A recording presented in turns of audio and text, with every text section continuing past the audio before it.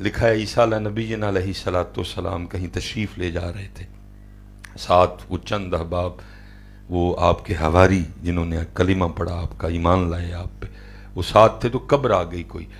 انہوں نے قبر دیکھ کے، ظاہر ہے جی عیسیٰ علیہ السلام کے حواری تھے، آپ نے تربیت کر رکھی تھی، سوچ دی تھی، تو عرض کرتے ہیں اللہ کے نبی آپ دعا فرمائیں کہ اللہ اس صاحب قبر کو ہمارے لیے زندہ کر دے تاکہ ہم اس سے کچھ قبر کے بارے میں پوچھیں۔ آپ نے 2 رکعتیں ادا کی، دعا کی تھی، قبر شک ہوئی، اور قبر سے نکلتے کون ہیں؟ حضرت سام، جو کہ حضرت نوح علیہ السلام کے شہزادے ہیں۔ وہ لکھا ہے جب حضرت سام اپنی قبر سے باہر تشریف لائے تو داڑھی مبارک ٹوٹلی سفید، سر کے بال ٹوٹلی سفید۔ تو اللہ کے نبی کو تو پتہ تھا کہ حضرت سام کے زمانے میں بال سفید ہوتے نہیں۔ جیسے حضرت سام اپنی قبر سے باہر نکلے، اللہ کے نبی نے پہلا سوال یہ کیا، سام